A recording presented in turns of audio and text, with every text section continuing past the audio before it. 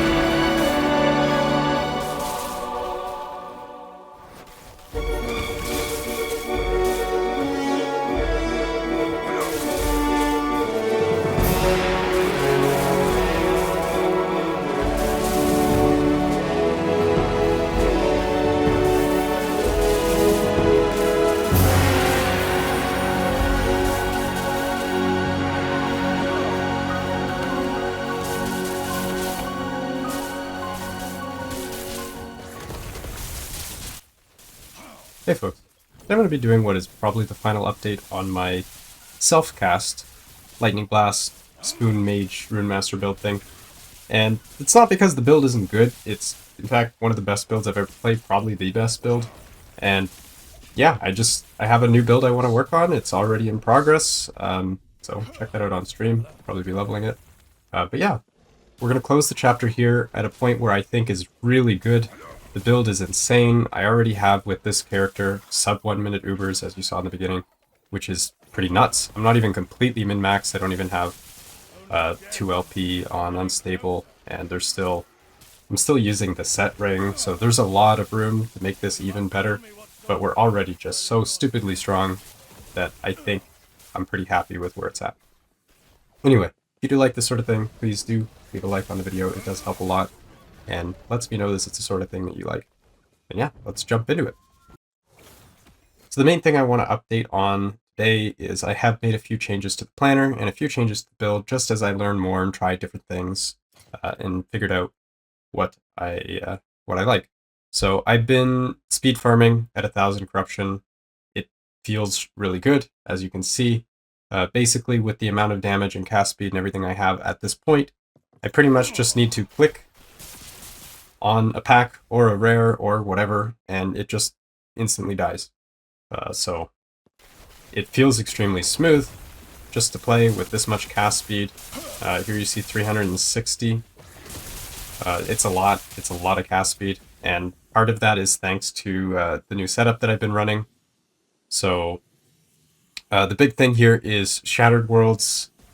This is kind of a bit of a debated change. I know Bina's not a huge fan of this one. For hardcore, I definitely agree that Twisted Heart is going to be better. It also does have a little bit of cast speed on it, some strength, which is armor, and health if you're stacking health. With my current setup, I don't actually have that much health, so Twisted Heart, even though it does give quite a bit of wards still, it's not the only way to play the game. Shattered Worlds I still like a lot. It has a lot of really, really great stats that make a big difference for the build. You can also get the perma-haste from idols. I don't know if I have any of them equipped. But yeah, you can get basically perma-haste on idols, so you don't need perma-haste from Shattered Worlds if you don't want. It's on evade, which is also awkward if you're using the Jewelry Ring, because if you evade, you trigger the Jewelry Ring.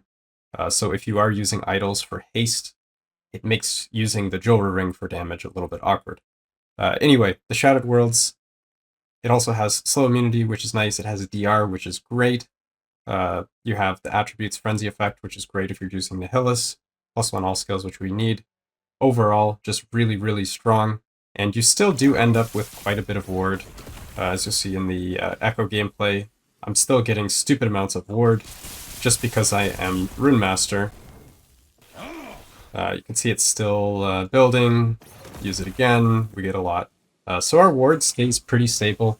We take pretty low amount of damage as well. We do have a bit of armor here. My resists are terrible. I don't even have crit mitigation, but I still run through 1,000 corruption with no problem. Speed clearing pretty quickly. If I have like a multi-hour stream running at 1,000 corruption with this build, there's a pretty good chance I won't even die at all during the session. So it is still very, very tanky. And I mean, the playstyle is a little bit more active. You have to kill stuff quickly, but you are off-screening with this build. So overall, I like this setup a lot.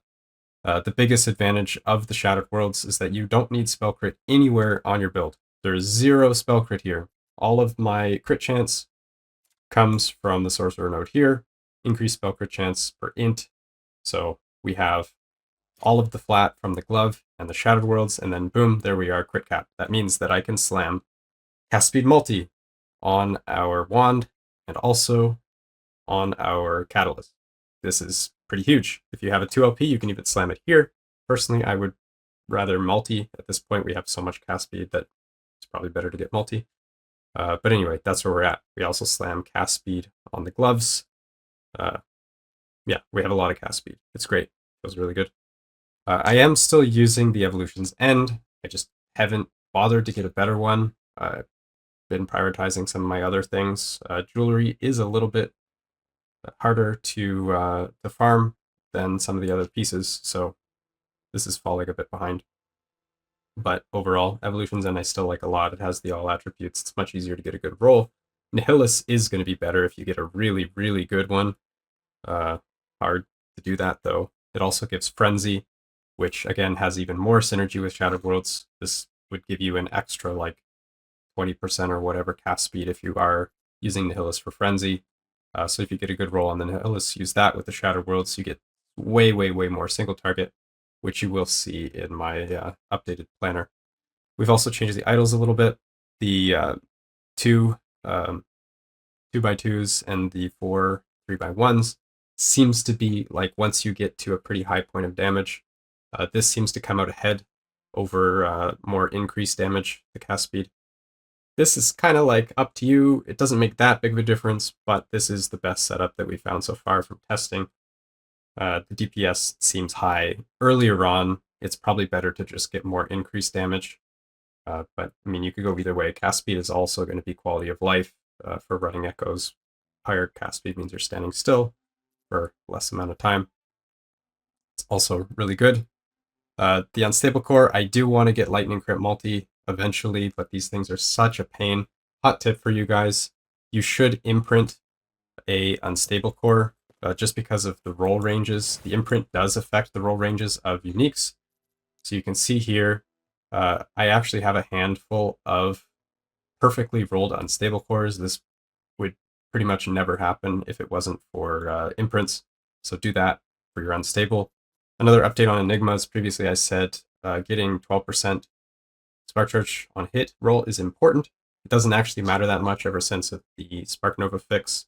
Basically what happens is you go from like 84% Spark Charge per Lightning Blast hit down to 80% if you have a min roll on that affix.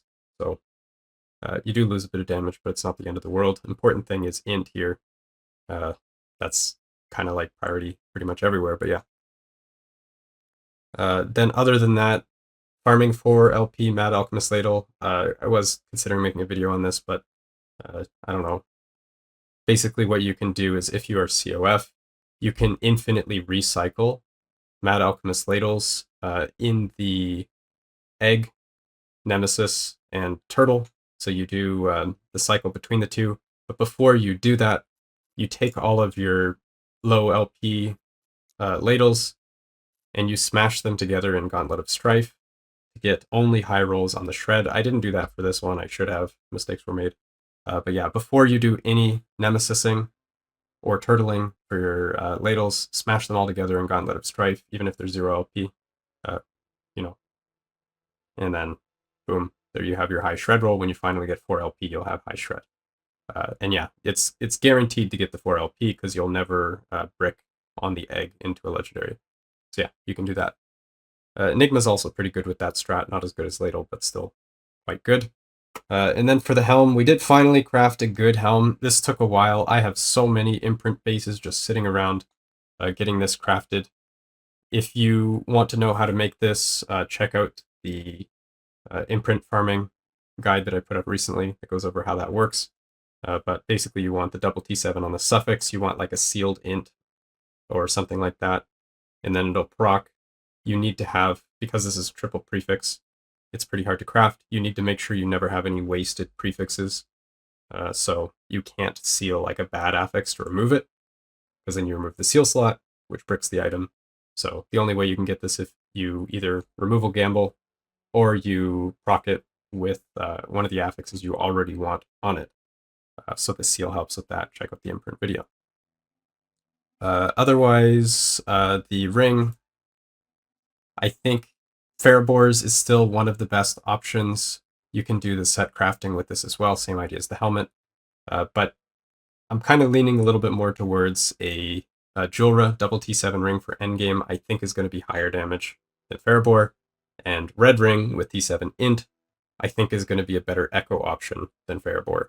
So Ferrobore is kind of like a solid middle ground that gives a lot of damage and some defense and whatever. Just overall a lot of stats that can be good. But for DPS, Julra, if you want to one-shot bosses, for echo clear, survivability, and a bit of move speed, all res, all that stuff, then red ring. And the advantage of swapping between the two is either way you lose 1+1 all skills. So if you swap between Ferrobore and something else, every time you swap, you're going to lose a skill point on your skills, which is really annoying to deal with. If you swap between red ring and Julra, depending on echoes or boss, you don't have that problem. You're always down a skill point. Just makes life easier. Another thing is that the bug on the Lightning Blast Champion Affix belt, as mentioned before, is quite strong. That means that the T7 version of Lightning Blast belt is probably going to be better than Orion's Descent. For damage, it's going to be somewhere around 28% more damage. Just versus no belt, not versus Orion's. Orion's does give a decent chunk of damage, but it also gives a bit of defense. There's ward retention, there's ward gain from Runic Invocation, cast speed, and all that other stuff. So this is still a really good belt. But if you want to maximize your damage, you go with the T7 Spark Champion belt. And if you can get a good roll on it with increased lightning damage or whatever, that's probably going to be your best in slot for boss nuking. All right, so here we are on the planner. I added 2 new aspirational planners and made a few updates to the one that we already had. So here, just a few minor changes based on what I already said. Not a whole lot going on here. A couple changes to the passives, changed the idols. Otherwise, everything else is the same. Then we have the Uberroth setup, which I've been running. I like it a lot. So a few minor changes here. You don't need to do a swap if you don't want. I just put 2. You can even use Ferrobore ring like I'm currently using. I didn't bother to put a balanced planner in here, but if you want to just use one all the time, do this. The echoes is going to work all the time. You're just going to have a bit less damage on bosses. Not that you need the damage. Damage is stupid. So this is what we have. This is a bit tankier. Red ring gives you move speed and some DR and stuff like that. The passives are also a little bit different. I take all the DR nodes here. In the base tree, I also take ward retention. Otherwise, pretty much the same. In the DPS setup, it's basically full glass cannon. Take some points out here, more cast speed. Base tree, we have damage instead of ward retention. So yeah, these are going to be your 2, like, if you want to really optimize and min-max, do this. If you want to just pick one and stick with it, do this last one here, the echoes. This is going to be a general all-around build that can do everything. This is still like sub 1 minute uber kills. It's still multiple thousands of corruption. Speed clear. It'll do everything you need. The build is just that good.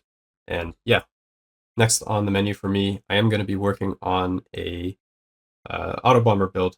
It's already starting to come together. I'm like 6 or 7 hours into the character and it's already level 95, just blasting. And yeah, I'm really excited to share that. So that's what I'll be working on next. So yeah, stay tuned. And as always, I will catch you guys in the next one. Peace.